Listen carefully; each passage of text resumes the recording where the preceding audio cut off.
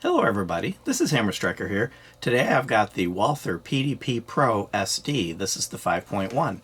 Please don't forget to check out our website. Go to our affiliates page. You'll find discount codes for things like Mantis Axe and Core belts. Link to that cool little bore light that we use for lighting up the barrels.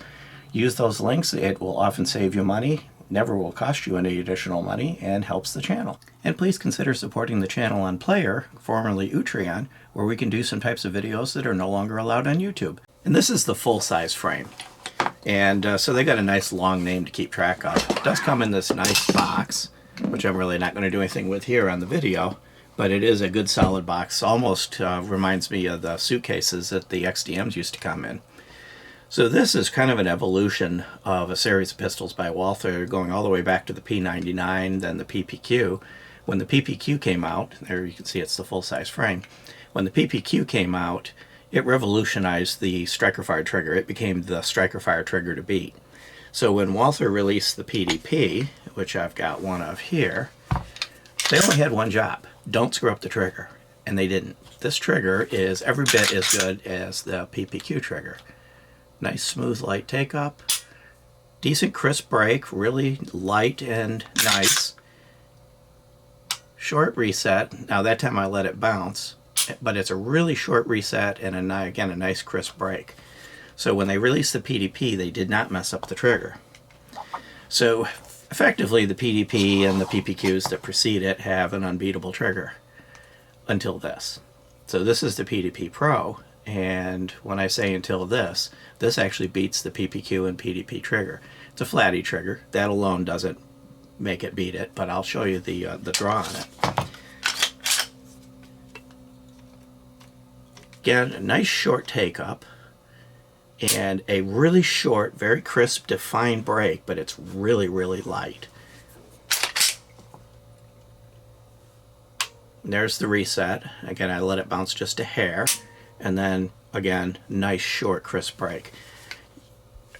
Sitting here on video, I really can't demonstrate the difference between the feel of the two triggers, and it's not huge. It's subtle, but it's enough. So if you thought that the PDP trigger is as good as it got, the PDP Pro takes it up a notch. This trigger is really unbeatable. I think the only way you're going to get a better trigger is if it's just thought. I point the gun and think that I want to shoot, and it shoots for me. That's really the only way I think the striker fire trigger can get better. This really rivals a good 1911 trigger when you look at it. Other than that, they've made a few minor changes. You do have this Magwell, and the magazines that go in it have a square base plate, and that's kind of important. So PDP base plates, which you're used to seeing, are kind of rounded, so with the PPQ ones, they won't fit in this gun with the base plate on it.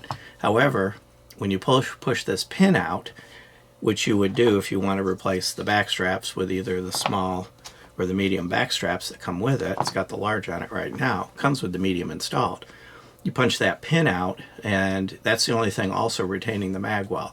So you kind of tilt it forward and off, and now you have a standard PDP magwell that will accept any of the magazines from any of the other PDPs as long as they're long enough.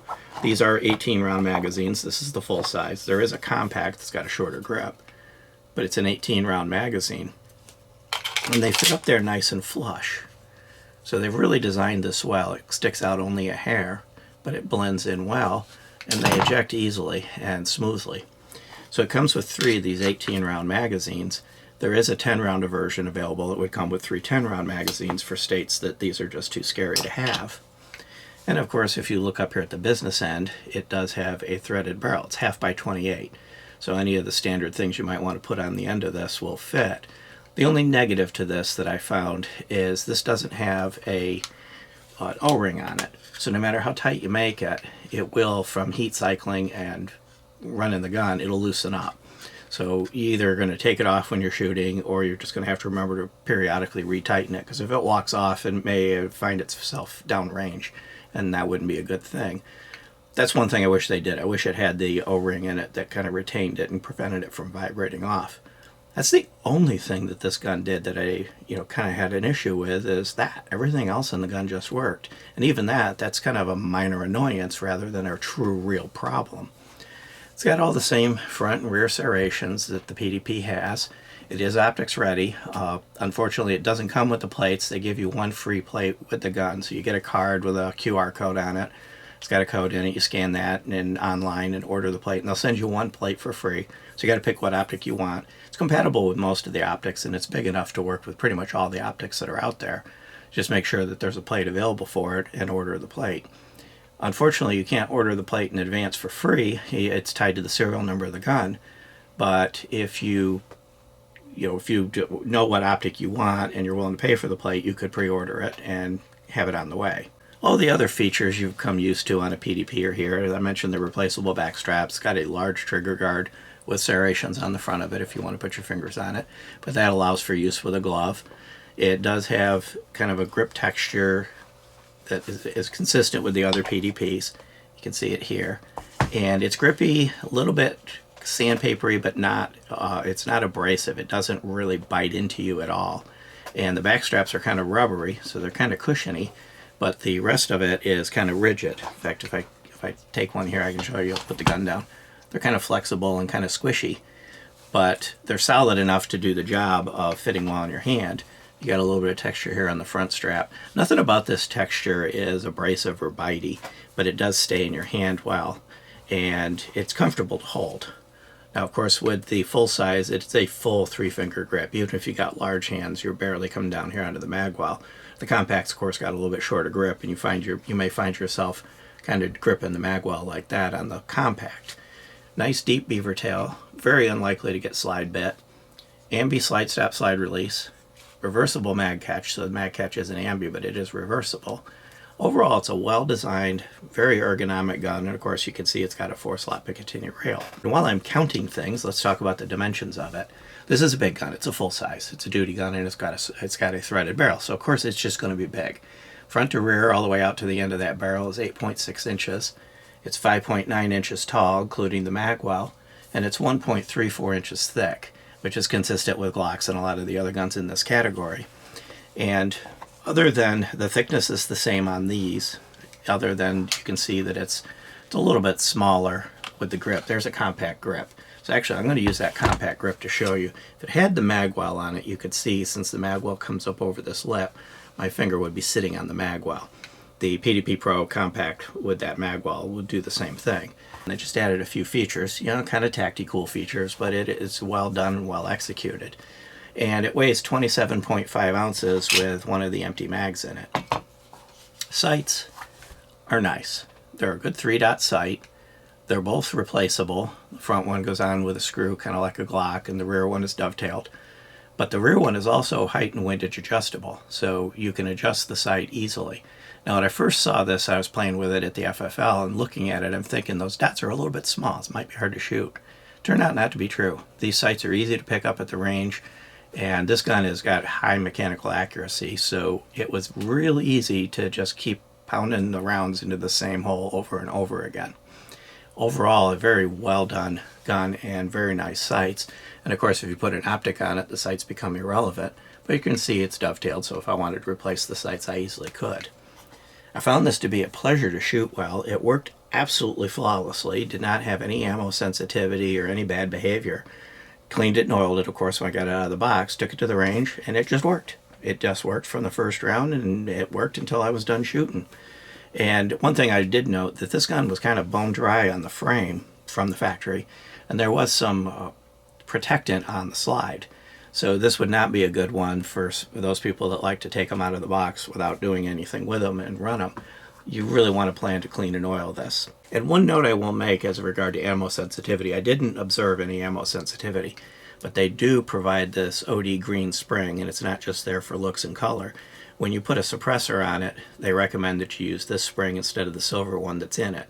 That's really, whether or not this is necessary is kind of to be determined, but Walther is usually pretty good about knowing what they're talking about. I'm going to disassemble it so that you can see the internals, and I do have to remove the thread protector to pull the barrel out. That's necessary in order to be able to remove the barrel. It's empty, pull the trigger. Comes apart like any other PPQ or PDP. You pull down these two tabs, pull the slide back just a hair to release the spring tension and take it apart. Here's the silver spring that comes with it, and this is the one you should use most of the time. Very well done barrel, well machined, machine polished feed ramp, so it's not a mirror polish, but it's close to it. Polygonal rifling, and of course, as you would expect from Walther, no tool marks, no chatter, just a completely well done, well machined barrel. All of the machining on it is smooth and well done. I'll pick up the frame since I have that laying here. Nice, solid, robust frame. Here's your rails for the slide up at the front, and then you have a little at the rear. They're not as big as some other guns, but they're well machined and smooth. And here's the takedown tabs that I was talking about earlier, locking block and the fire control group. And of course here you have the humps that are used to disengage the internal drop safeties. This is a drop safe weapon. It has an inertial toggle on the trigger, and then it has the piston, which when I show you the slide you'll see the piston. On the slide, similar well done machining, drop safety plungers here, slides, the striker sear, and everything's just well machined. Nice big robust rails. Overall, as you would expect from Walther and anything that I've seen them produce, it's just well done. Reassembly is as easy as disassembly. Put the thread protector back on. It's a good idea to keep the thread protector on anytime you can, because it prevents the threads from becoming fouled. And put it back together, all I had to do is that, and it's operational. So it goes back together. It comes apart easy, goes together easy. Nice to live with at the range. I mean, overall, these are great guns to live with. Now, if you're going to concealed carry this is big. And there's probably other choices in the PDP lineup that are better suited to concealed carry. This is good for competition, this is good for duty, this is good for home defense. Probably the only thing that this particular model that's in my hand is less optimal for is concealed carry, just because of its overall size. It's going to be hard to conceal this and comfortably wander around with it.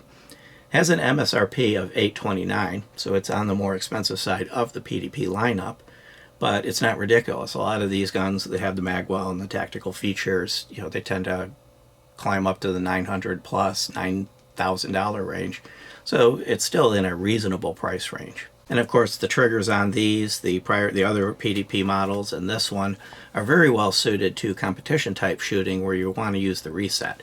It's such a short reset, it's well defined, it's easy to use. This trigger is very conducive to fast shooting and accurate shooting. And one of the things I found with the entire PDP lineup, including this one, triggers are very consistent. They work the same every time. So there's no surprises. You don't have anything going on where I pull the trigger and it kind of works this way one time and that way another. I've seen that with other guns, but I haven't seen it with anything in the PDP, PPQ series. So it'd be a good choice depending on what you want to use it for. Beyond that, if you like our videos, please give us a thumbs up, share, subscribe, click that bell up there to be notified if you do. Check us out on Facebook, Instagram, Player, Rumble. We're pretty much everywhere. And thank you.